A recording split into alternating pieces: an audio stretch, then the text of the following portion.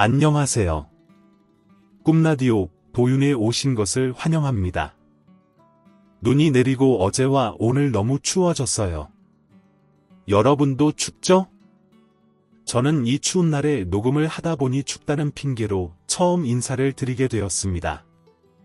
따뜻하게 입고 다니시겠지만 더 단단히 챙겨서 다니세요. 모자도 쓰고 따뜻한 장갑도 끼고 미끄러지지 않도록 조심히 다니셔야 합니다. 저는 요즘 두꺼운 등산화 비슷한 신발을 신고 다니는데 발이 좀 딱딱하지만 미끄럽지 않아 좋아요. 추운 겨울 오늘도 즐거운 오디오북을 감상하시며 행복한 시간이 되길 바랍니다. 오늘 읽어드릴 작품은 신경숙 작가의 단편소설 화분이 쌓여있는 마당입니다. 어떤 내용일지 여러분과 함께 읽어보겠습니다. 끝까지 함께해 주세요. 이제 시작할게요. 화분이 쌓여있는 마당, 신경숙. 혼자 살려면 사흘 동안 연락이 끊겼을 때 전화를 걸어줄 사람이 적어도 5명은 되어야 한다는 잡지 글을 읽은 적이 있습니다. 잊히지 않는 구절입니다. 당연히 혼자 살 수 있는 경제력이 첫 번째로 꼽혔습니다. 그 뒤로 15가지쯤 되는 항목이 나열되어 있었는데 혼자 밥 먹는 걸 즐길 줄 알아야 한다는 것, 무언가의 마니아가 되어야 한다는 것 정도가 희미하게 떠오릅니다. 그 희미한 기억에 비교하면 사흘 동안 연락이 끊겼을 때 안부를 챙길 사람이 5명은 있어야 한다는 구절은 십계명처럼 명백하게 떠오릅니다. 그런 사람을 5명은커녕 1명도 두지 못한다는 불안감 때문이었을 것입니다. 습관처럼 창이 떠올랐으나 그 즈음 나는 창과의 결별로 언어장애와 식욕장애를 동시에 겪고 있었습니다. 창은 나와의 결별을 편지로 알려왔습니다. 그동안 서로 메일을 사용해왔던 터라 우편으로 온 창의 편지를 받았을 때 나는 내용도 모른 채 반가운 마음이 들었습니다. 그런데 나만은 더 이상 아무것도 새롭지 않다고 쓰여 있었습니다. 나와는 모든 것이 너무 오래되어 무엇을 해도 달라질 게 없어 인생의 목표를 세울 수 없다고 쓰여 있었습니다. 오래전부터 그 생각을 하면 암담해지곤 했다고. 갑작스럽고 돌연하며 단호하기까지 한 창의 편지 앞에서 나는 가슴이 두근거렸습니다. 편지를 받고 하루를 보낸 후 나는 창에게 전화를 걸었습니다. 오래되었느니 새롭지 않느니 핑계 그만대고 내가 납득할 만한 이유를 말해달라고 하려 했지만 말이 입안에 갇혀 나오지 않았습니다. 이후 나는 누구 앞에서든 무슨 말을 하려면 언덕 위에서 곤두박질 치는 기분이 들었습니다. 나의 직업은 인터뷰어입니다. 나는 늘 사람을 만나거나 전화를 걸어 이야기를 해야 했고 상대방이 누구이든 소갯말을 하고 싶도록 유도해야 하는 입장이었습니다. 그런데 언어장애라니 말하기가 점점 고통스러워질수록 나는 스스로를 위로했습니다. 나의 말하기는 당장 생존과 관계되는 일이었습니다. 남녀가 결별하는데 이유랄 게 따로 있을까? 마음먹기에 따라 모든 것이 이유가 되겠지. 창에게 다른 사람이 생긴 것뿐이야. 여자든 남자든 다른 사람을 좋아하게 된 이유를 대라고 하면 그쪽이라고 무슨 할 말이 있겠어? 그럼에도 불구하고 창의 결별 편지로 인해 받은 마음의 상처는 나의 직업적 의무 앞에서 큰 고통을 주었어. 아침에 눈을 뜰 때, 새벽녘에 잠자리에 들 때, 한낮에 혼자 점심을 먹을 때, 약속 장소에 나가려고 머리를 감을 때, 불현듯 창을 만날 수 없다는 생각이 고통스럽게 다가왔어. 그 고통은 단순히 창과 관련된 것뿐만 아니라 내가 인간관계를 매끄럽게 이어나가지 못했다는 자책감까지도 포함되었지. 그 와중에 지난 2월 어느 아침 후배 K가 전화를 해서 내가 살던 동네로 이사할까 한다고 말했어. 우리 동네로 이사 올 거냐고 묻고 싶었는데 그 간단한 말조차 입안에서 맴돌기만 했지. K와의 대화를 통해 나는 내 언어장애가 심각하다는 걸 깨달았어. 슈퍼마켓에서 쓰레기 봉투가 어디 있는지 묻지 못하거나 세탁소에서 세탁물 개수를 확인하려다 혀가 굳어버리는 것과는 다른 절박한 불안감이 엄습했어. K가 수화기 저편에서 여보세요를 5번이나 외친 뒤에야 나는 수화기를 바꿔 쥐고서 간신히 우리 동네로를 건너뛰고 옮겨갈 집은 정했어? 라고 물었어. 이마에 식은 땀이 흘렀지. 다행히 K는 내 말투에 대해 묻지 않고 아직 계약은 하지 않았지만 봐둔 집이 있다고 빠르게 대답했어. 봐둔 집이 어디냐고 묻자 K는 어제 그 동네에 갔다고 했어. 그랬던가? K와 통화 중에 커튼을 슬쩍 젖혀보니 하늘에 희끗희끗 눈발이 날렸어. 지난 가을부터 K는 이사를 해야겠다고 말하곤 했어. 살고 있는 동네가 너무 시끄럽다고 했지. 새벽 2시가 되어도 창문 밑으로 사람들이 지나가고 가끔 취객들이 창문 밑에 서서 소변을 보기도 한다고 했어. 그것까지는 참을 수 있지만 1에서 2년 안에 K가 살고 있는 집 앞뒤로 새 건물이 지어질 예정이라 그 소음을 견딜 수 없을 것 같다고 했지. 이사를 하겠다고 하면서도 서두르는 기색은 없었어. 가끔 내가 생각난 듯이 이사를 하려면 옮겨갈 곳을 정해야 하지 않겠냐고 물으면 K는 지금 살고 있는 곳이 먼저 나가야 될 것 같고 대답했지. K가 나에게 존댓말을 쓸 때마다 나는 K가 나보다 나이가 적다는 걸 깨닫게 돼. 어쩌면 K는 내가 K보다 나이가 많다는 것을 잊지 말라는 듯이 존댓말을 쓰는지도 모르겠어. K가 이사를 해야겠다는 말을 꺼내고도 별다른 변화 없이 2계절이 지나갔고 그 사이에 창은 나를 떠났어. 그동안 가끔씩 이사한다더니 어떻게 된 거야? 라고 물으면 K는 지금 살고 있는 집이 나갈 것 같지 않아서요. 라고 대답했지. 그런 K의 얼굴에는 글쎄요. 이사를 할 수 있을지 모르겠어요 라는 표정이 어리곤 했어. 나는 그게 무슨 상관이야? 그냥 이사라고 하면 K는 집주인이 그렇게 경제력이 있는 사람이 아니에요 라고 답했어. 자세히 묻지 않아도 아마도 누군가 K가 살고 있는 집에 이사를 와야 집주인이 그 돈을 받아 K에게 줄 수 있는 모양이었지. 그래서 먼저 살고 있는 집으로 이사 올 사람이 정해진 뒤에야 이사를 가야 할 집을 보러 다닐 생각인가 보다 생각했어.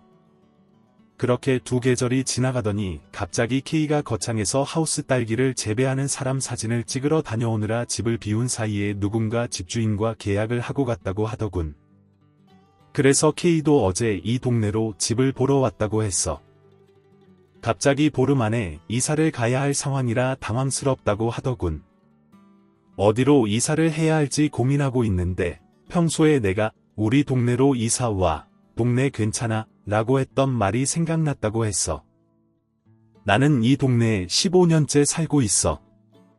이 동네에 살기 전에 이 도시의 수많은 동네를 옮겨 다녔지만 내가 생각해도 오래 살고 있는 중이지. 시장은 물론이고 할인점, 영화관, 학교도 없고 지하철도 닿지 않는 동네야. 이 동네에 살려면 싼 과일을 사다 먹을 생각 같은 건 아예 하지 말아야 해. 그래도 이 동네를 떠나지 못하는 건 산 때문이야. 주말이 되면 이 도시의 여기저기에서 등산복 차림의 사람들이 버스를 타거나 자동차를 몰고 와서 이 동네 뒤편에 펼쳐진 산에 오를 정도로 집 뒤에 이 도시에서 가장 큰 산이 있어.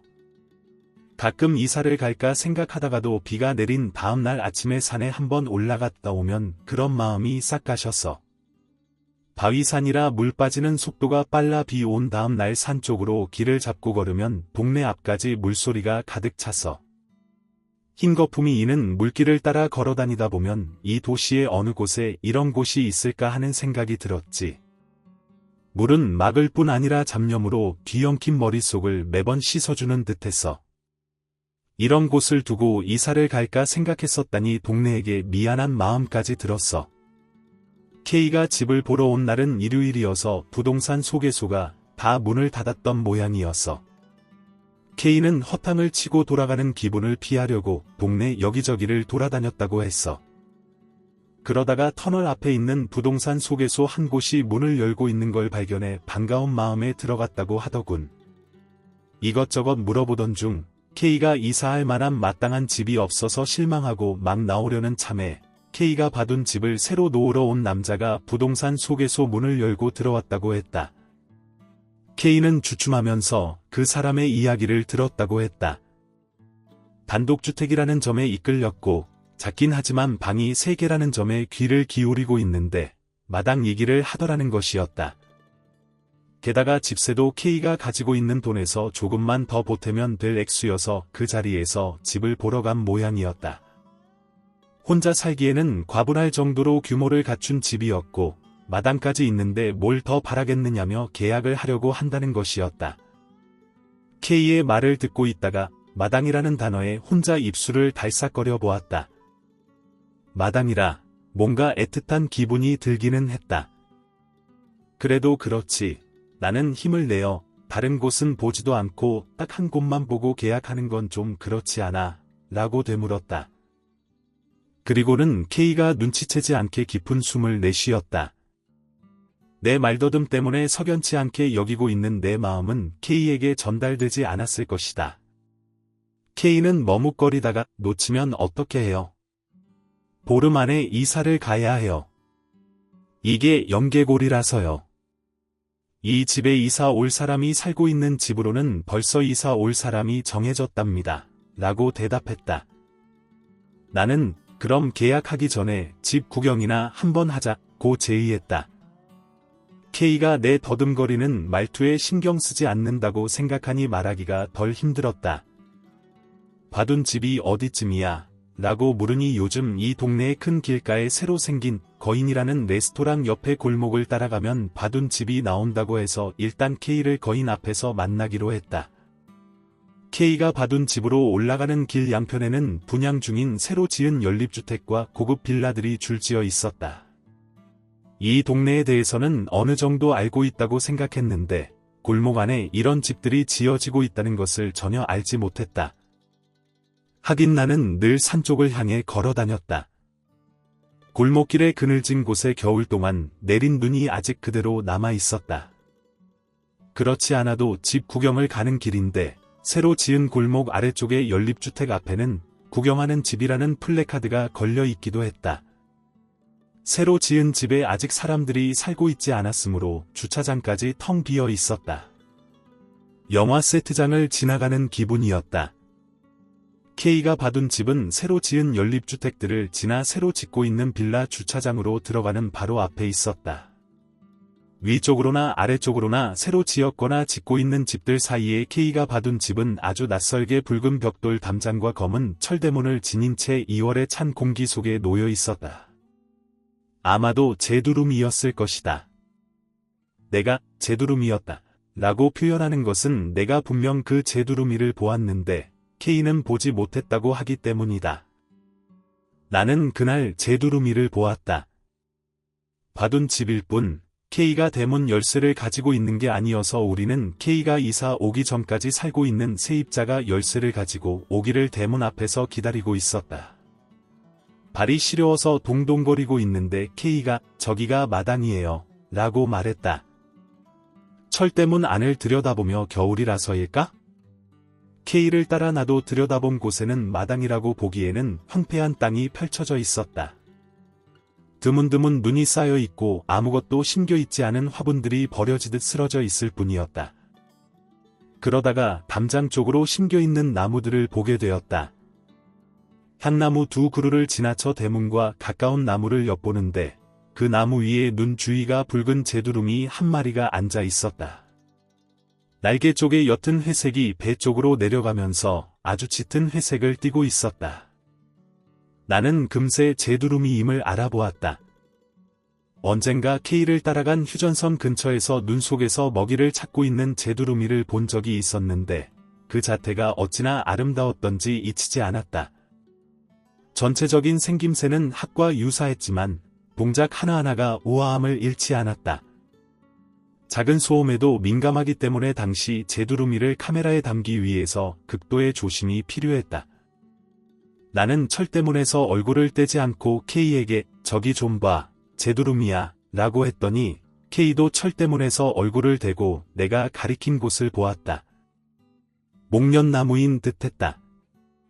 원래는 상당히 큰 나무였던 것 같다.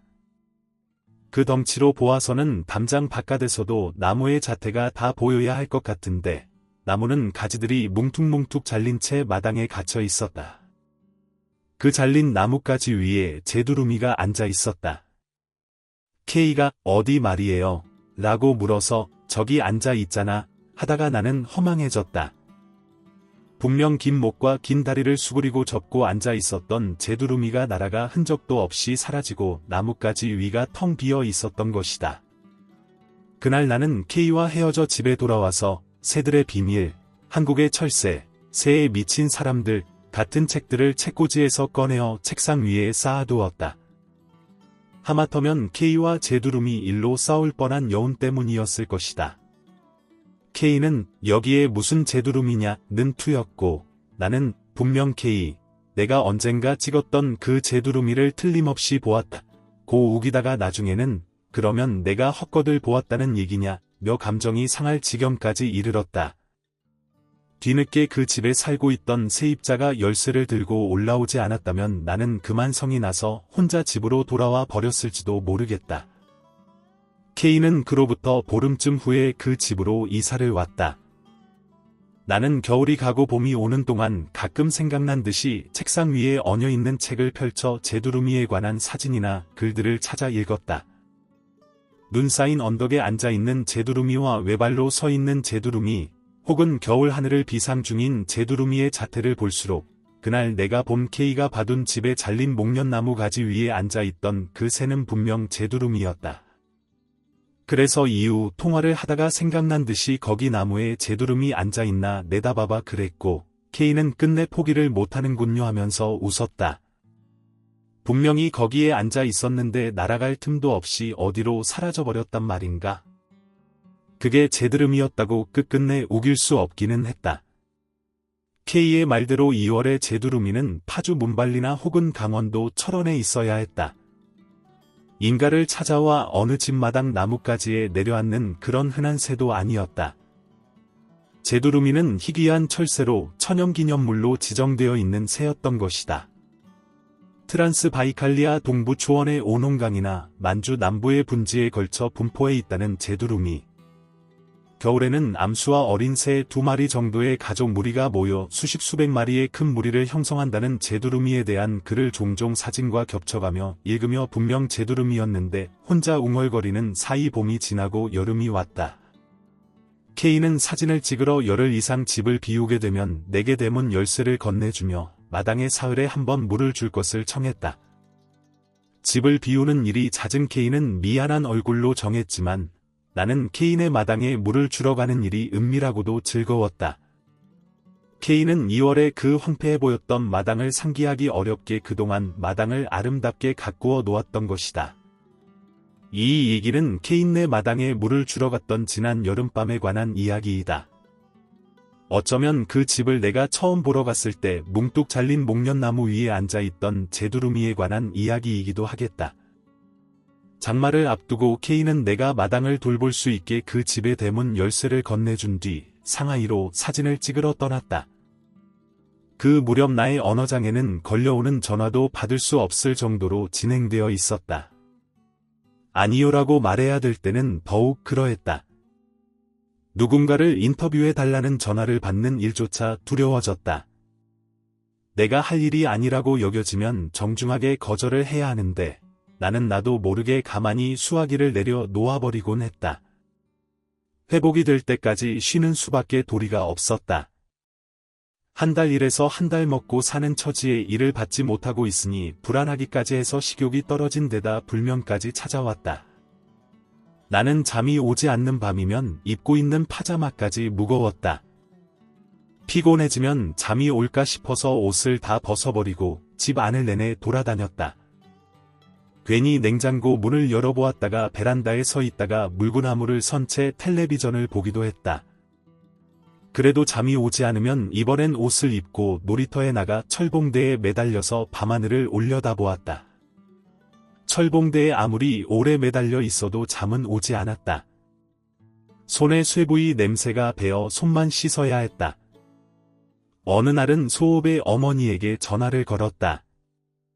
주무시는지 벨소리가 여러 번 울린 뒤에도 어머니는 전화를 받지 않았다. 그러면 끊고 다시 걸었다. 그런 행동을 5번쯤 반복해야 어머니 목소리를 들을 수 있었다. 무슨 일이냐는 어머니에게 내가 어렸을 때 맨 처음 했던 말이 무엇이냐고 물었다. 어머니는 그 오래전의 일을 어떻게 기억하느냐면서 왜 말을 더듬느냐고 꾸중을 하고는 잠이나 자라고 하였다. 너무 속을 오래 비워두는 것 같아 뭘 좀 먹으려고 하면 메스꺼리며 금세 구토 증상이 느껴졌다. 음식이 받지 않으니 기운이 빠져서 야채, 우린 물로 식수를 대신하며 버텼다. K가 없는 동안 나는 해점을 여기면 K네 마당을 찾아갔다. K는 이틀에 한 번, 사흘에 한 번이라고 말하고 갔지만 처음 K네 마당에 물을 주고 온 날 밤에 비가 내리기 시작해서 연일 비가 내려서 내가 K네 마당에 물을 줄 필요는 없었다. 그러나 나는 매일 갔다. 무엇이라도 하지 않고는 배겨낼 수 없는 기분이었다. 제두루미를 보았느니 말았느니 하며 K와 옥신각신하고 있던 지난 2월에 뒤늦게 열쇠를 가지고 온 남자를 따라 마당 안으로 들어섰을 때 우리를 놀라게 한 건 마당 여기저기 흩어져 있는 빈 화분들이었다. 철대문 사이로 엿볼 때와는 또 다른 분위기였다. 그날 열쇠를 가지고 온 남자도 새해 들어 살고 있는 중이라 했다. 남자는 주인이 남기고 간 화분들이라고 설명했다. 기다란 난 화분을 비롯해서 작은 토분, 커다란 항아리형 화분, 통나무 화분, 모양이나 색이 다양한 플라스틱 화분뿐만 아니라 용기 위쪽과 옆쪽 5곳에다 꽃이나 관엽을 심을 수 있는 스트로베리 포트며 매달아 놓을 수 있는 화분과 스탠드 플랜터형 화분, 위스키 담는 용기를 본뜬 미니 플랜터 등이 여기저기에 흩어져 있거나 쌓여 있었다. 아직 흙이 그대로 담겨있는 화분들은 보였으나 공통점은 꽃도 관엽도 없는 빈 화분이었다. 화분을 담는 장식용 용구들도 여기저기에서 눈에 띄었다. 이전에 그 집에 살았던 사람 중 누군가 꽃을 좋아해서 그 수많은 화분마다 꽃을 심었을까? 그러다가 화분들은 갑자기 버림받은 것일까? K와 내가 수도 없이 많은 화분에 호기심을 느끼는 게 우스웠는지. 글쎄 밤이면 이 화분들 사이를 누군가 걸어다닌다니까요. 열쇠를 가지고 온 남자가 뜬금없이 말했다. 네, K와 내가 동시에 남자를 바라보았다. 남자는 에이 농담입니다 하면서 현관문을 열어주었다. 어쨌거나 쓰레기처럼 굴러다니거나 쌓여있는 화분들이 내게는 꽤 인상적이었다. 그날 K와 함께 현관문 안으로 들어가 방 2개와 세면장, 그리고 거실과 뒤로 나가는 문과 장독대까지 보았는데도 K가 밤에 전화를 걸어와 집이 어떻더냐고 물었을 때 아무 생각도 나지 않고 제두루미와 버려진 화분들만 떠올랐다. K는 이사를 한 뒤에 이삿짐을 정리하는 일보다 먼저 마당에 넘어져 있는 화분들을 모두 일으켜 세웠다. 가지가 뭉툭뭉툭 잘린 목련나무 밑에 화분들을 줄 세워놓으니 12줄도 넘었다. K는 날씨가 따뜻해지자 화분에 마당 나무 밑에 흙과 구석에서 몇 년째 썩고 있는 낙엽을 섞어 퍼담고 거기에 여러 종류의 꽃들을 심었다. 작은 종 모양의 캠파놀라도 심고 방구형으로 둥글고 가지런한 포기에 흰색과 분홍색의 작은 꽃이 많이 피는 아리섬도 심었으며 펜지, 풍란, 군자람 마거리트, 조그맣고 둥근 포기에서 보라색과 흰색이 섞인 작은 꽃이 많이 피는 이사컴, 치시마, 보라지, 노란 신비디움을 심었다. 프리랜서 사진기자와 인터뷰로 만나서 친구처럼 지낸 지가 오래되었는데도 나는 K가 꽃을 그렇게 좋아하는 사람인 줄 미처 몰랐다. 봄이 되자 K가 화분에 심은 꽃들은 만발했다. 마당에는 돌나물과 방아잎이 돋았으며 한쪽에 마디풀이 군락을 이루는가 하면 빨간 하늘나리가 여기저기에 피기도 했다. 하늘나리는 그 빛과 자태가 어찌나 화려하고 우아한지 K를 졸라 하늘나리 앞에서 사진까지 찍었다. 잘린 목련나무에도 흰 목련이 가득 피었다. 목련이 지고 난 뒤 푸른 나뭇잎들이 손바닥만하게 넓어지고 무성해져서 뭉툭뭉툭 잘라진 자리를 덮었다.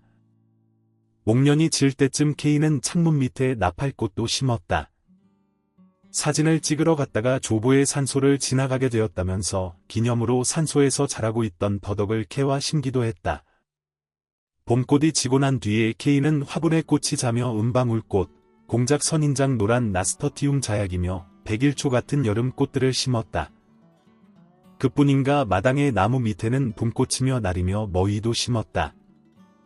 채송화 같이 생긴 포추리카를 매다는 화분에 심어 나뭇가지에 달아놓기도 했다. 케인의 마당은 어느덧 그 골목의 명물이 되어 이웃들이 가끔 지나다 들어와 보기도 했다. 어느 날은 앞집에 새 들어 사는 젊은 여자가 담으로 넘겨다보다가 K와 시선이 마주친 적도 있다고 했다. 나도 산책 나갔다가 K가 없을 때 슬쩍 K네 대문 앞에서 안을 기웃거릴 때가 있었다. 그랬으므로 K가 정식으로 열쇠를 맡기며 마당에 물을 주기를 청하면 나는 무슨 선물을 받는 기분이었다. K는 골목 쪽으로 난 창이 있는 방에 불을 켜놓고 갔다. 처음 어두워질 무렵에 K네 집 마당을 찾았더니 K의 방에서 불빛이 흘러나와 나는 K가 상하이에 가지 않은 줄 알고 반가워서 창밖에서 K의 이름을 불러보았다. K가 있다면 K와 함께 얘기를 나누고 싶었으나 아무런 대답이 없었다.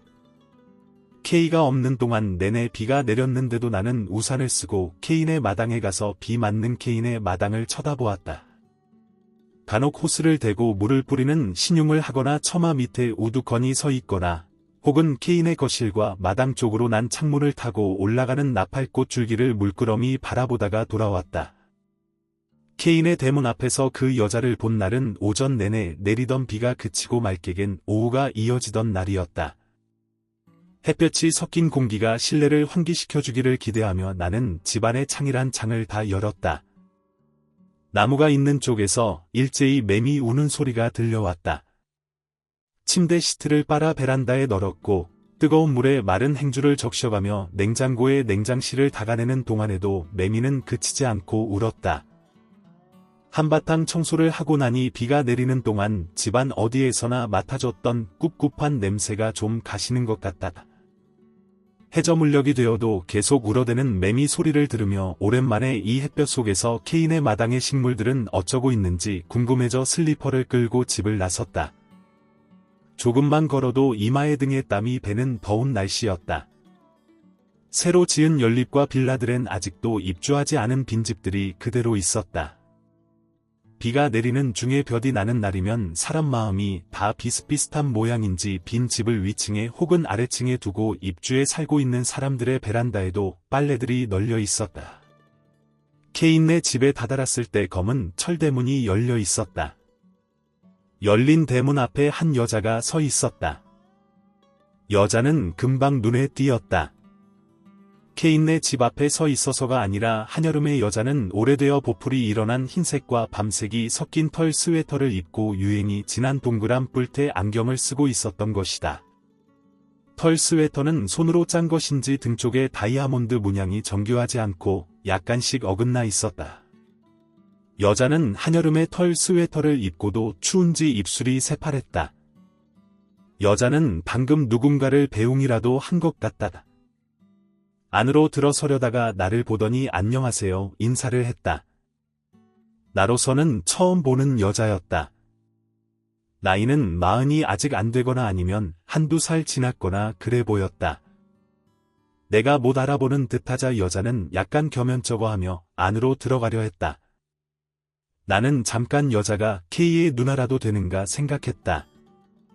K는 내게 누나가 있다는 말을 한 번도 해본 적이 없었지만 내가 K에 대해서 아는 것이 적으니 누나가 있을 수도 있을 것이었다.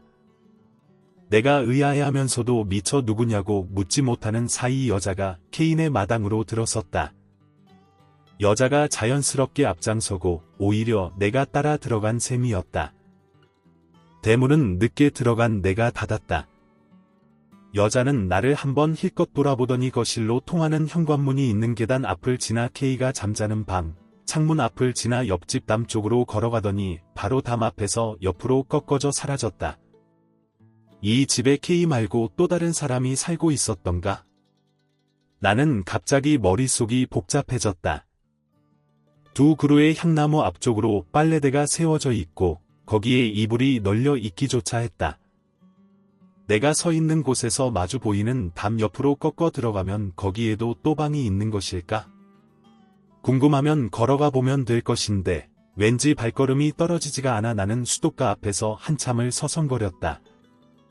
내게 안녕하세요 하고 인사를 한 걸 보면 여자는 나를 알고 있는 모양이었다. 비가 내리고 있는데도 K네 마당에 물을 주는 신용을 하는 나를 몰래 엿보기라도 했는가 싶으니 기분이 떨떠름했다. 나는 K가 있을 때보다 K가 없을 때 혼자서 K네 마당에 서 있을 때가 많았으며 그때의 기분을 남모르게 누렸다. 주인이 없는 빈집의 마당에서 아귀다툼하며 피어난 화분 속의 꽃들에게 물을 주며 기묘한 정막 속에 혼자 있는 기분을 뭐라 표현할까마는 야릇한 존재감이 느껴지곤 했다. 화분들뿐만 아니라 마당의 다른 나무들에게도 일일이 물을 준 다음에도 수도가에 혹은 현관으로 올라가는 계단에 앉아 마당을 보고 있다가 돌아오곤 했던 것이다. 그런데 그때마다 이 집에 나 혼자 있었던 게 아니었다니.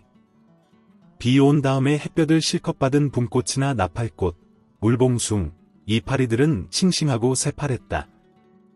꽃치자의 진녹색 잎사귀 사이에 순백의 꽃이 피어올라 있기도 했다. 치자 향은 은은했다. 고개를 숙이듯 아래를 향해 피고 있는 은방울 꽃이 담긴 화분에 튄 흙탕물을 닦아주고 있는데 여자가 빨랫대에 널려있는 이불을 걷어서 다시 안으로 들어갔다. 너무 다닥다닥 붙어있는 화분들 사이를 벌려주고 난 다음에도 나는 내 방으로 돌아가기가 싫었다. 마땅히 갈 곳이 있는 것도 아니었다.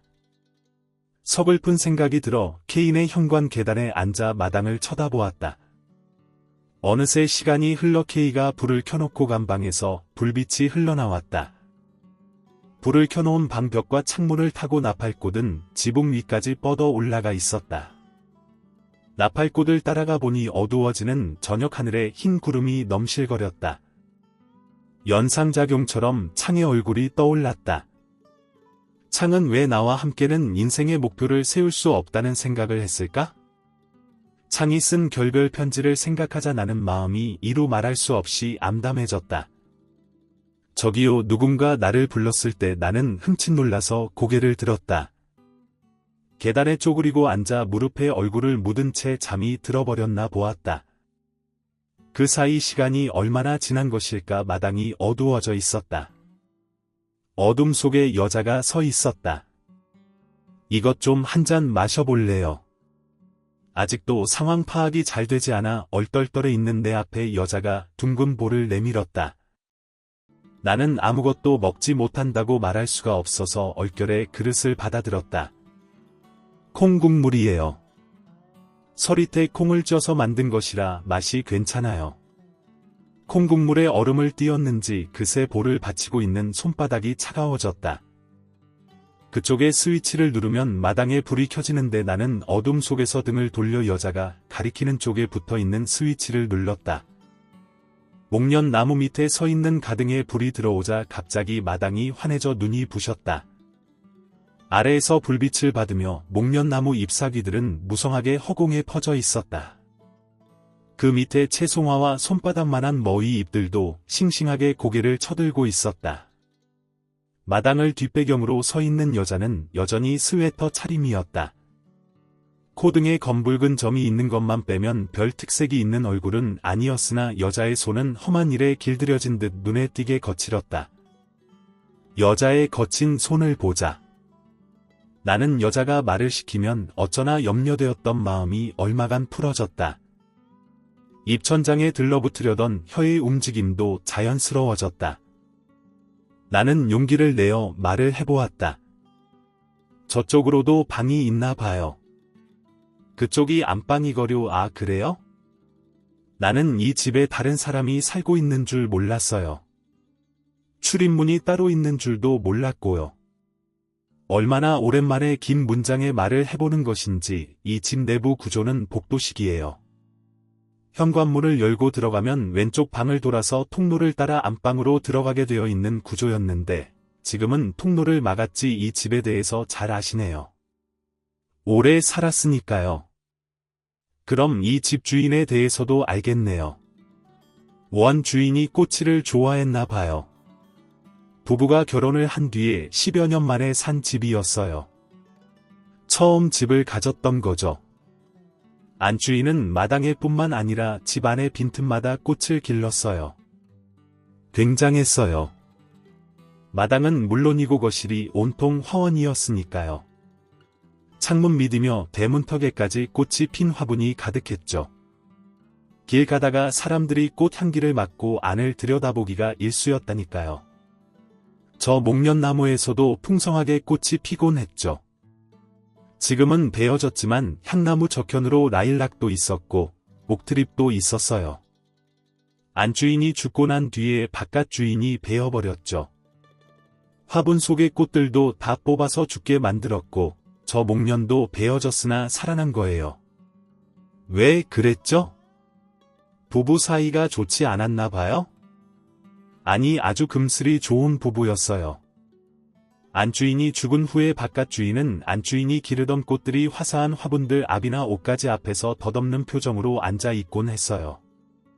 3년 동안은 안주인이 이 집을 가꾸던 그대로 바깥 주인이 꽃들을 보살폈어요.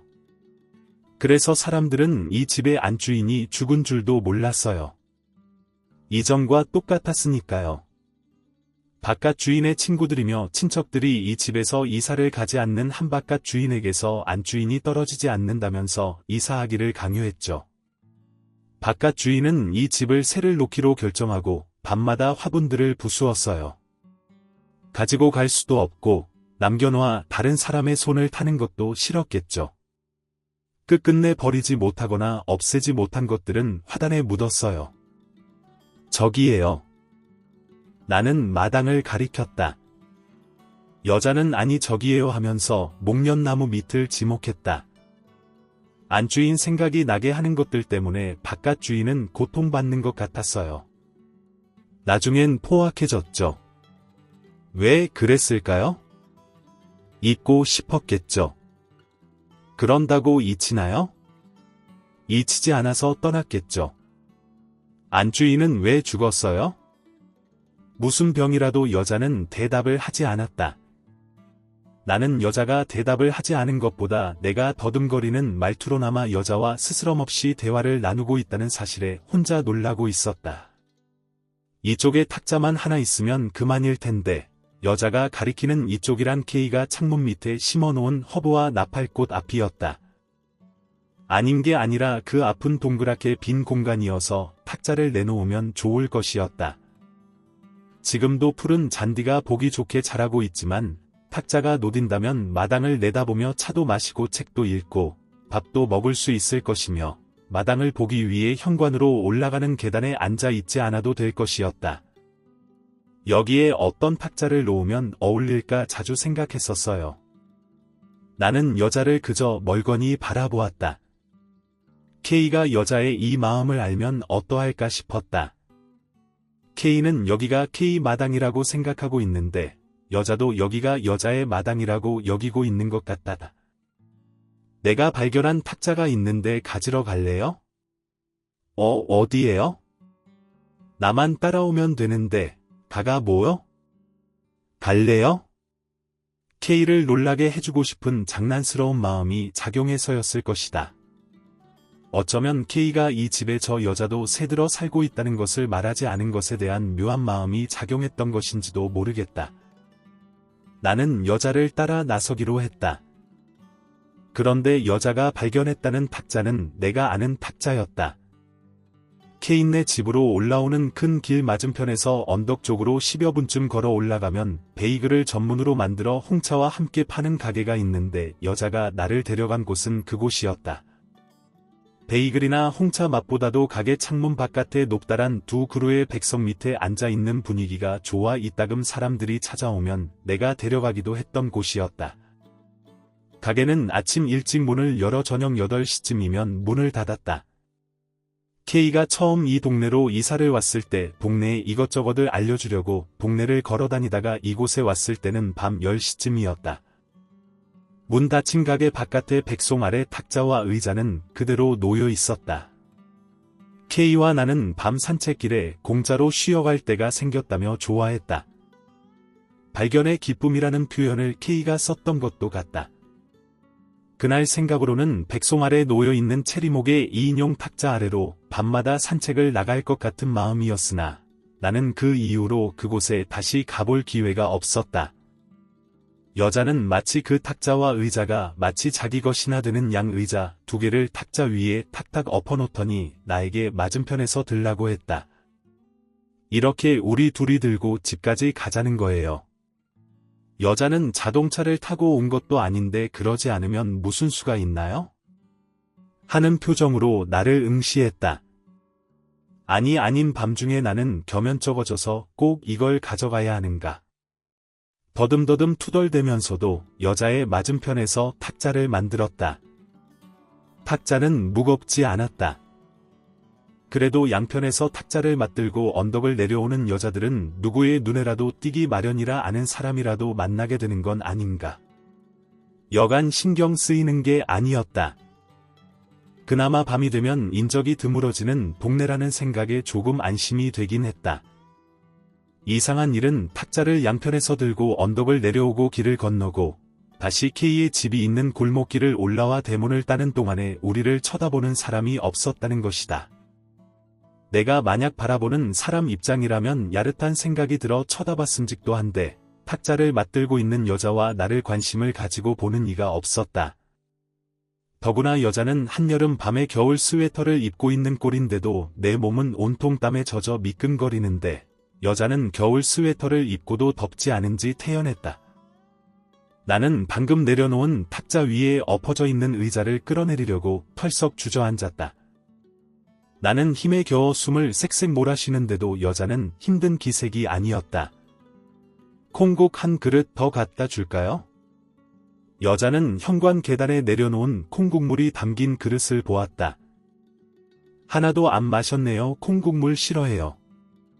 맛이 없어요.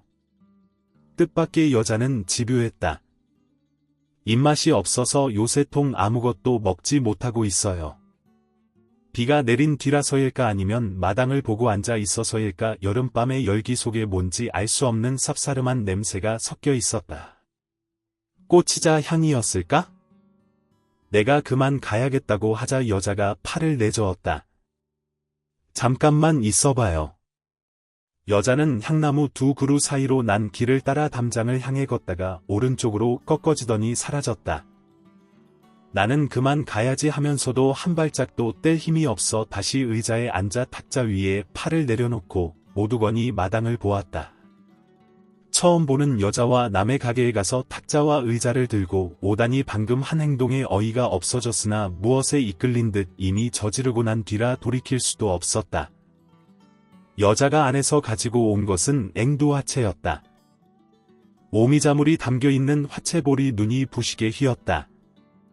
볼 안에 빨갛게 익은 앵두가 동동 떠 있고 앵두 가운데에 통자 5알이 하얗게 떠 있었다. 내가 그저 바라보고만 있자 여자가 탁자 위에 내려놓았던 화채볼을 내 쪽으로 밀었다. 마셔봐요. 입맛이 없다고 하다가도 이 앵두 화채를 만들어주면 곱밥을 한 그릇씩 먹곤 했어요. 누구를 말하는 걸까? 나는 오미자물 위에 떠있는 앵두를 물끄러미 바라보았다. 벌써 일주일째 건더기에 있는 음식을 먹지 못하고 있는 중이었다. 야채를 우려서 만든 효소물조차 비위가 상에 개어낼 때도 있었다. 여자가 어서 마시라는 듯이 나를 응시하고 있어서 나는 화채 스푼으로 붉은 앵두를 떠서 입안에 넣었다. 손으로 씨를 밀어내듯 발라내고 설탕에 재워둔 모양이다. 오미자 물이 쓰인 앵두는 새콤했다. 나는 앵두를 조금씩 떠먹다가 화채볼을 들고 국물을 쭉 마셨다. 달기도 하고 쉬기도 한 앵두화채 맛에 내 혀가 부드러워졌던 것이다. 내 혀의 반응에 나 스스로 놀란 것일까? 옷을 그렇게 입고 있으면 덥지 않아요. 아무 말도 하지 않고 있기가 미안해서 던진 질문에 불과했는데 여자의 표정이 한동안 흔들리더니 여자가 불쑥밥 먹을래요? 물었다. 나는 아무것도 먹지 못하고 있어요. 방금 화채도 마셨잖아요. 그랬구나. 잠깐만 기다려요.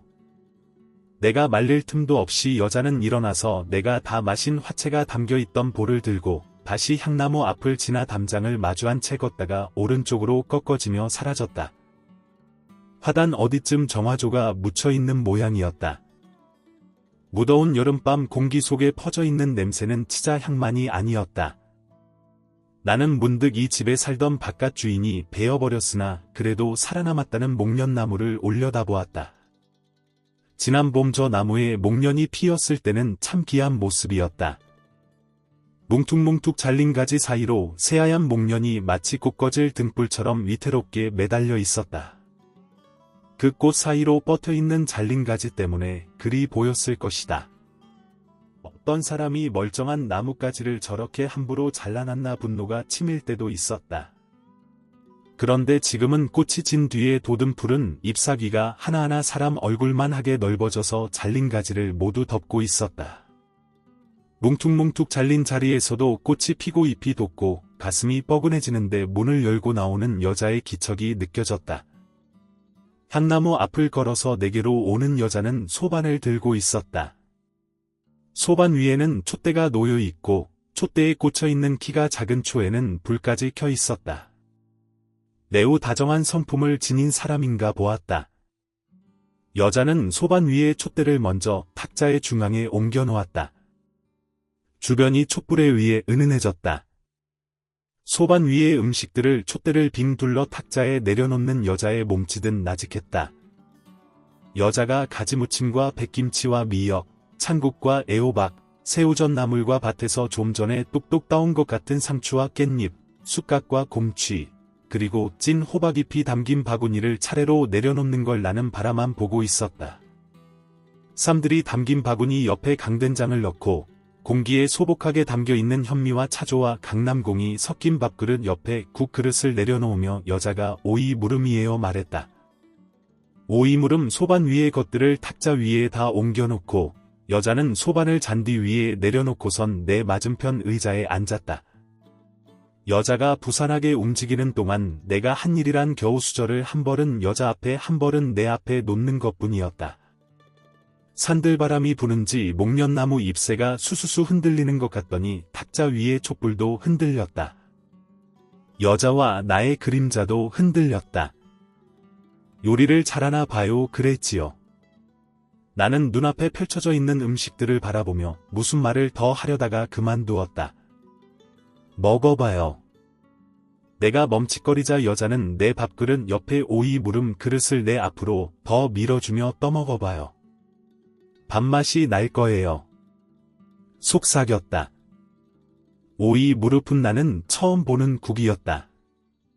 오이를 통째로 잘라 양쪽에 여유를 두고 칼집을 낸 뒤에 그 칼집을 벌려서 갖은 양념을 한 솔을 채워넣고 살캉하도록 끓인 것으로 보였다. 오이 밑에는 솔을 넣고 남은 것인지 양파와 목이버섯과 표고버섯들이 깔려있고 달걀을 풀어 주랄까지 쳐놓았다. 모르긴 해도 손이 많이 갔을 거라는 생각에 숟가락을 들어 국물을 떠먹어 보았다. 어인일인가? 국물이 입안으로 들어가기도 전에 침샘이 먼저 반응했다. 국물을 떠먹을수록 입안은 물론이고 음식이 넘어갈 때마다 늘 사포로 긁힌 것 같이 쓰라리던 식도의 느낌이 부드러워졌다. 맛 있어요. 그 사람도 오이 무름을 참 맛있게 먹었지. 그 사람 치아가 좋지 않아 여름에도 너무 찬 것을 먹지 못했거든요. 나는 오이 무름을 먹는 것으로 시작해 무엇에 홀린 듯 접시마다의 젓가락을 가져다 댔다. 가지무침은 알맞게 말캉하며 고소했고 미역 찬국은 시원했으며 새우젓은 애호박을 알맞게 간해주고 있었다. 내가 수저를 움직이자 여자도 내 앞에 앉아 천천히 음식을 먹기 시작했다. 어젠가 비가 내리지 않았던 날 있었죠.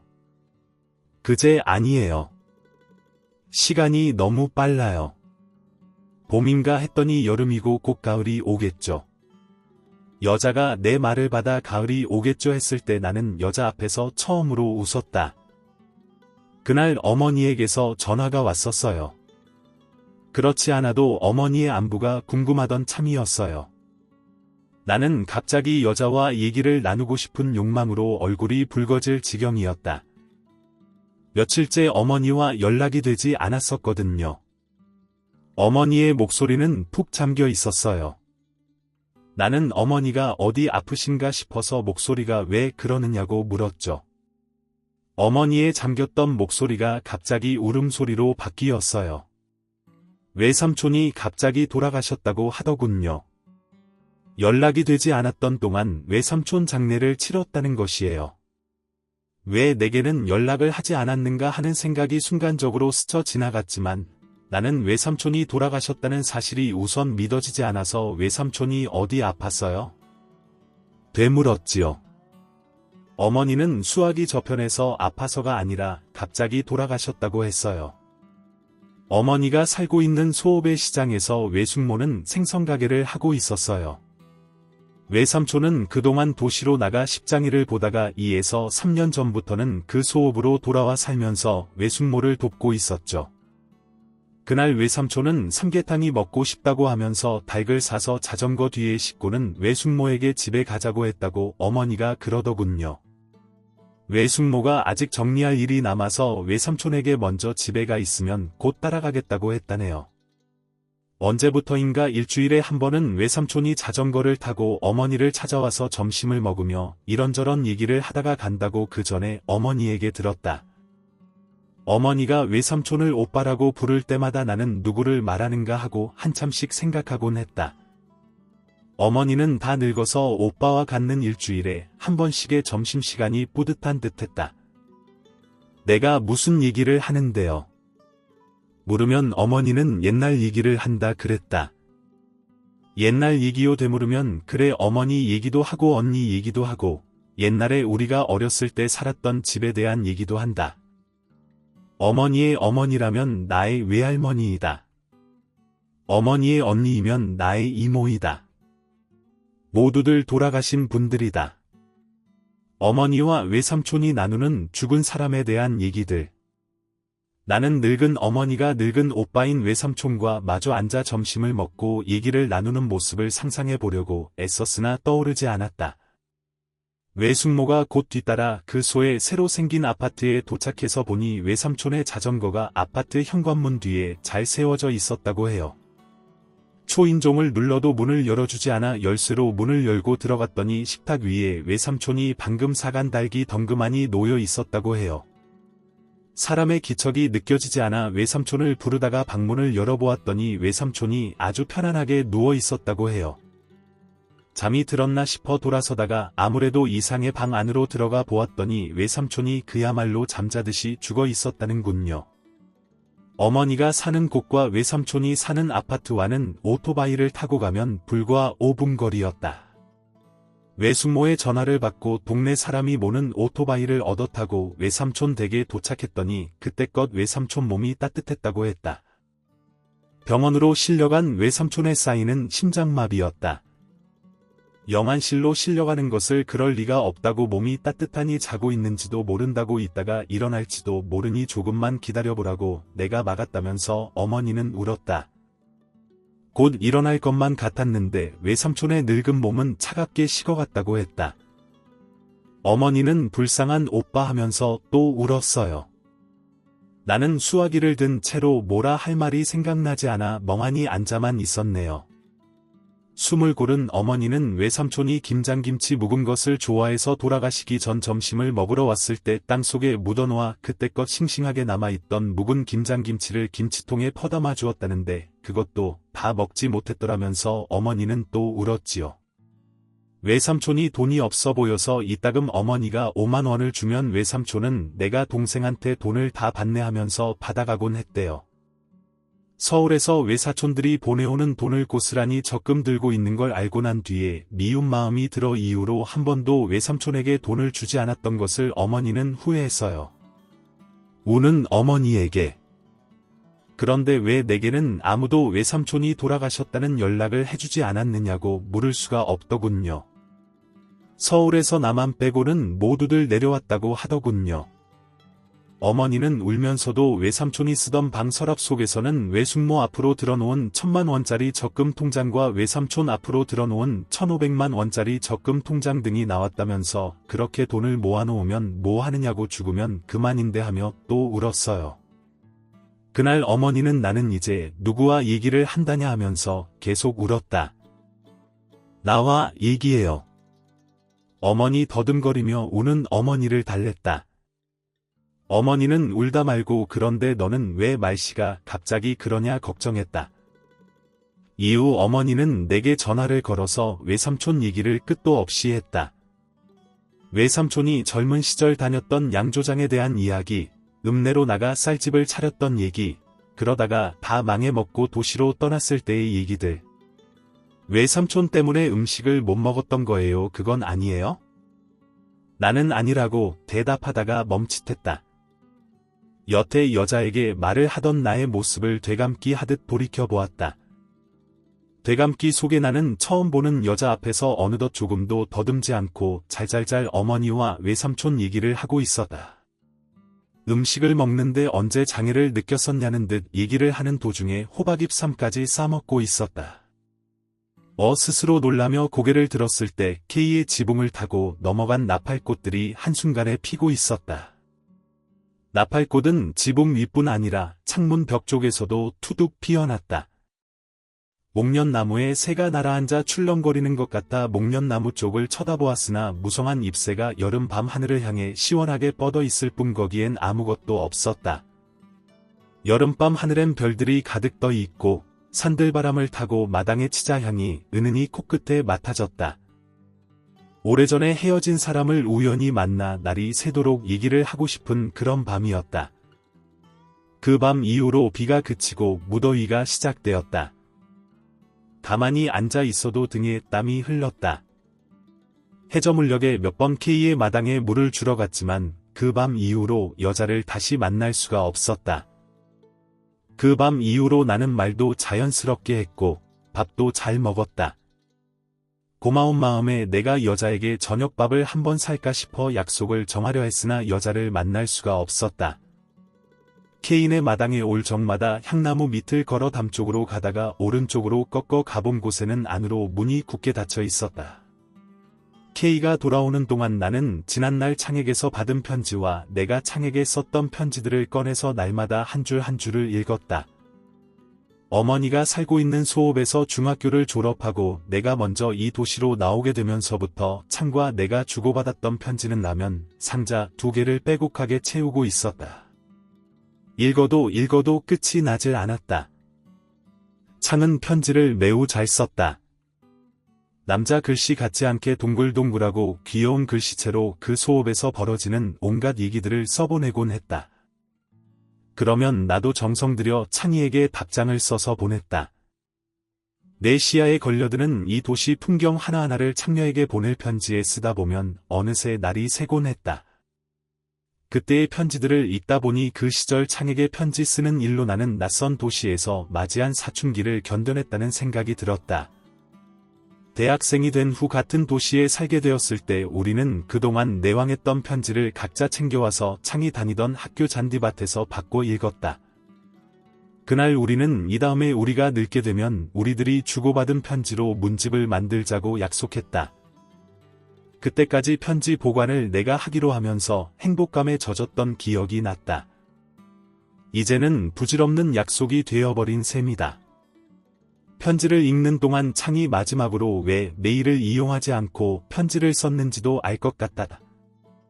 아마 창도 나와 결별하기로 하면서 이 편지 생각을 했을 것이다. 나는 내가 가지고 있는 노트 중에서 가장 오래 갈 것 같은 노트를 펼쳤다. 그리곤 그 옛날 창과 내가 주고받았던 편지를 첫 편지부터 순서대로 옮겨 적기 시작했다. 그러기를 이틀째 했을 때 K가 공항에서 전화를 걸어왔다.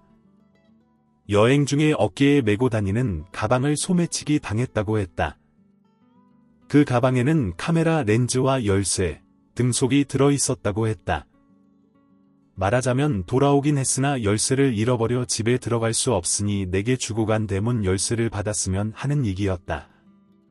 초인종을 누르면 그 여자가 열어줄 텐데 싶었지만 그거와는 상관없이 돌려줘야 할 열쇠이기도 해서 K가 공항에서 집에 도착할 무렵에 맞춰 K의 집 앞으로 나갔다.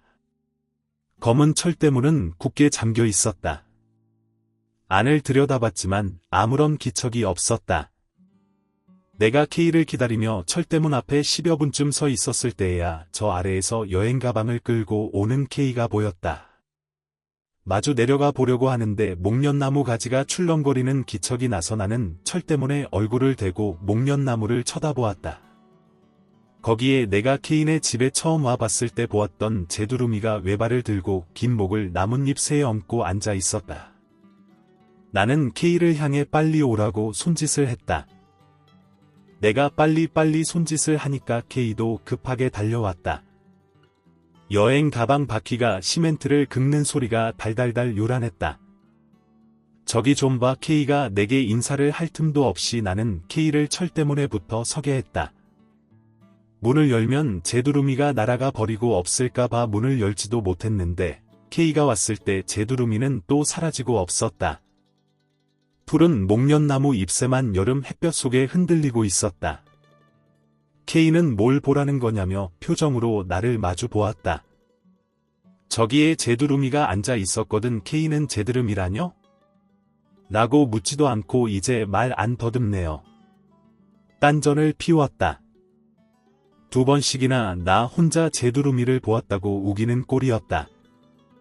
정말 보았다니까. 알았어요. 알았어, 보았다고 칠게요. K는 사람 좋게 웃으며 열쇠나 내놓으라고 했다. 내가 설명하기 곤란했던 건 제두루미에 관한 것만이 아니었다. 철대문 안으로 들어가니 마당에 놓여 있어야 할 그날 밤 옮겨놓은 탁자가 흔적도 없는 것이었다. 내가 탁자가 어디 갔지? 중얼거리자 K는 뭘 찾아요? 물었다. 저 여자가 가져다 놓은 탁자 하자. K는 저 여자라니요? 어디요? 오히려 반문했다. 내가 K를 담벼락으로 끌고 가 여기 사는 여자 말이야 하면서 굳게 닫힌 문을 가리켰다. 여기 아무도 안 살아요. 나도 여태 이쪽으로 방이 하나 있었다는 얘기만 들었는데요. 그게 무슨 말이야? 방이 하나 있었다니 왜 과거형이야? 폐쇄시켰다고 하더라고요. K는 굳게 닫혀있는 문을 잡아당기는 신용을 해보였다. 방을 왜 폐쇄시켜? 글쎄요. 전에 살던 세입자가 그렇다고 해서 그런 줄만 알고 있는데요. 그럼 여기 아무도 안 사는 건 확실해? K는 나를 물끄러미 보았다. 피곤한지 K의 눈은 충혈되어 있었다. 피곤하기도 할 것이었다. 방금 여행에서 돌아온 데다 소매치기까지 당해 K가 아끼는 게 분명한 렌즈의 열쇠까지 잃어버렸으니 그뿐인가. 나는 대문 열쇠밖에 가지고 있지 않아 K는 여행 가방을 풀기도 전에 열쇠 수리공까지 불러야 했다. 열쇠 수리공이 오는 동안 나는 K에게 그날 밤 만난 여자에 대해 빠르게 얘기했다. 여자가 입고 있던 털스웨트와 여자가 쓰고 있던 안경, 그리고 여자가 차려가지고 오는 음식에 대해서도 K는 지쳤는지 대꾸도 하지 않다가 앞집 여자가 장난친 건가 우물거리듯이 말했다. 나는 내 말을 장난으로 듣고 있는 K에게 버럭 화를 내고는 열쇠 수리공이 오기도 전에 집으로 와버렸다. 여름이 물러가고 가을이 오는 사이 나는 창과 주고받은 편지를 마지막 결별 편지 한 통만 남기고 노트에 필사하기를 마치고 다시 일을 시작했다. 마지막 편지를 남겨놓은 것은 그것까지 필사하고 나면 창과 다시는 만날 수 없을 것 같다. 편지를 필사하는 동안 나는 잊고 있었던 옛일 하나가 떠올랐다. 장이 학교 앞에서 자취를 하던 때였다.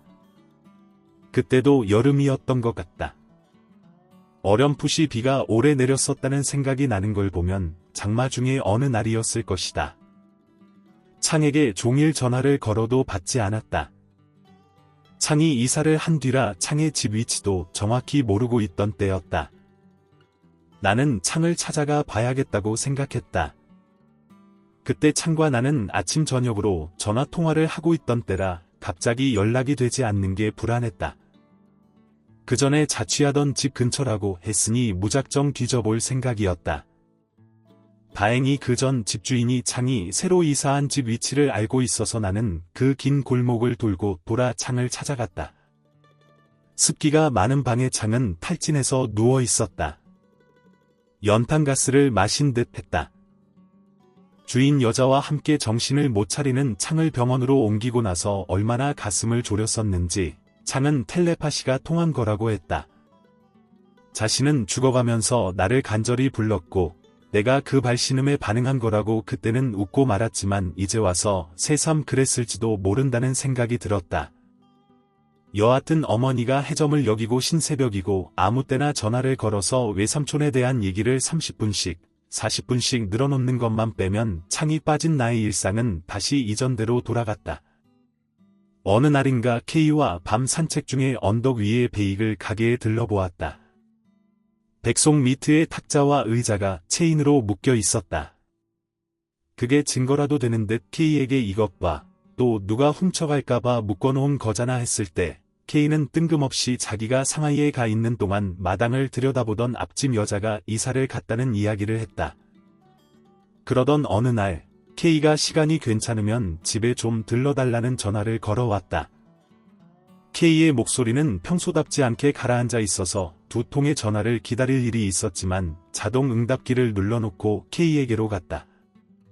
K는 마당에 우두커니 서 있었다. 여름꽃들이 남긴 줄기들을 거두고 그 자리에 가을꽃들을 심을 양이었는지 마당 여기저기가 파헤쳐져 있었다. 은방울 꽂히며 글록사니아가 심겨져 있던 화분엔 벌써 줄기 끝에 노란색 작은 꽃이 촘촘하게 핀 감국과 하얀 해국이 모종되어 있었다. 페랭이꽃같이 생긴 다이안 서스도 눈에 띄었고 매달은 화분에 오렌지색 버베나가 고개를 쳐들고 있었다. 아마 K는 아침부터 모종에 놓은 이 꽃들을 구하러 농원에 다녀온 듯 했다. 나는 꽃들을 둘러보다가 한쪽 편에 놓여 있는 털 스웨터와 안경을 보고는 하마터면 뒤로 자빠질 뻔했다. 이게 뭐냐고 묻지도 않았는데 K는 걸음을 주려고 목련나무 밑을 파고 있는데 삽 끝에 뭔가가 자꾸 걸려서 살펴보았더니 땅속에서 끈에 꽁꽁 묶여있는 비닐봉투가 나왔어요라고 말했다. 풀어보니 털 스웨트와 안경이 들어있었어요라고. K는 이 집에 처음 왔던 날 열쇠를 가지고 있던 이전 세입자가 했던 말이 생각나느냐고 물었다. 무슨 말 누군가 밤새 화분들 사이를 걸어다닌다고 했지 않아요? 농담이라고 했잖아. 그런데 나도 그걸 느껴요. 밤이 되면 누군가 마당을 왔다 갔다 하는 것 같아요. 방문을 닫으면 누가 마루를 지나는 기척도 느껴져요. 손톱으로 뭘 긁는 소리도 들려요. K는 의문에 가득 찬 눈으로 털 스웨터와 안경과 그리고 나를 번갈아 바라보았다. K가 묻지 않아도 나는 K가 묻고 싶은 말이 무엇인지 알 수 있었다. K에게 내가 그날 밤에 만난 여자의 인상에 대해 말할 때면 무더운 여름밤인데도 여자가 입고 있던 털 스웨터와 동그란 뿔테 안경에 대해 방점을 찍곤 했던 것이다. 나는 후딱 목련나무를 쳐다보았다. 가을이 무르익으면 낙엽이 되어 떨어질 목련 잎새들은 여전히 무성하게 허공을 가득 채운 채 바람결에 흔들리고 있었다. 저 나뭇가지에 앉아있는 제두루미를 보았다고. 지난 여름밤에 이 집에서 어떤 여자를 만났었다고 우기듯이 말하곤 하던 나였는데도 털 스웨터와 안경이 그 여자가 입고 있던 것이라고, 그 여자가 쓰고 있던 것이라고 차마 확인해 줄 수가 없었다. 흙이 파헤쳐진 마당에 K를 남겨두고 나 간다 하고선 내 방으로 돌아왔다.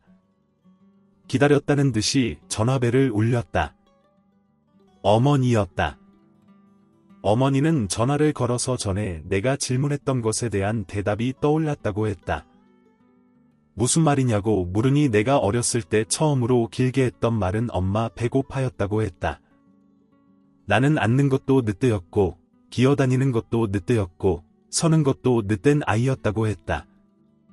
다른 아이들은 돌 지나면 일어설 뿐 아니라 몇 발짝 걷기도 하는데 나는 두 돌이 되어서야 겨우 한 발짝 떼었으며 말도 늦게 터져서 내가 무슨 말을 하는지 알아들으려면 귀를 기울여야 했다고 했다. 말을 더듬었는데 그래도 엄마 배고파만은 분명하게 발음했단다. 마치 옛날에 들었던 음악을 다시 듣고 있기나 한 듯. 어머니는 나른한 목소리로 전한 뒤에 전화를 끊었다.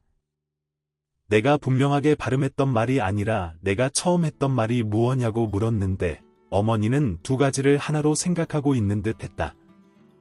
아무렴 어떠냐 하면서도 내가 처음 했던 말이거나 내가 분명하게 발음했던 말이 하필 엄마 배고파였다고 생각하니 좀 서글퍼졌다. 나는 어머니와 통화를 마치고 옮겨 적기를 미뤄두었던 창이 보낸 마지막 결별 편지를 노트에 한 문장 한 문장 옮겨 적었다. 어쩐 일인지 나에게 말하기와 밥 먹기에 장애를 일으키게 했던 느닷없는 창의 결정을 이해할 수도 있을 것 같다. 이제 창을 떠올려도 고통 대신에 추억을 느낄 수도 있을 것 같다. 별별 편지의 마침표까지 노트에 옮겨 적기를 마쳤을 때 장막 나뭇가지에 앉아있던 새 한 마리가 기지를 치며 허공으로 날아가는 소리가 들렸다. 재밌게 감상하셨나요? 언제부터인가 사람들에게 어떤 집을 갖고 싶으냐고 물으면 10명 중에 구운 아파트라고 말합니다. 솔직히 저도 그래요. 왜 그러냐 하면 일단 집을 관리하기가 수월하다는 장점 때문일 것 같은데요. 저도 예전엔 나중에 나이가 많이 들면 이 소설 속의 집처럼 마당이 널찍하게 있는 집에서 살았으면 좋겠다고 생각을 했었습니다. 넓은 마당에서 강아지도 키우고 나무도 심을 수 있는 그런 집이요.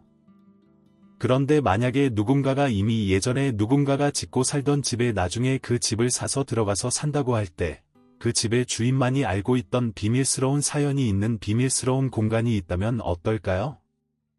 좀 으스스하죠. 더군다나 소설의 주인공은 그 비밀스러운 공간을 드나들던 이상한 여자를 만나기까지 했습니다.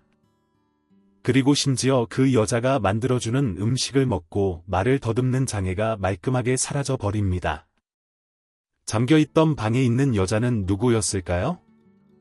혹시 그 집에서 살던 주인집 부부 중 아내가 아니었을까요? 너무나 사랑한 아내가 죽었지만 남편은 아내를 보내지 못하고 목련나무 아래 아내의 옷과 안경을 파묻고는 아내가 나무와 같이 오래도록 자신의 곁에 있기를 바랐던 것은 아닐까요? 그 때문에 사람들 눈에도 가끔씩 그녀의 모습이 눈에 띄었던 거고요.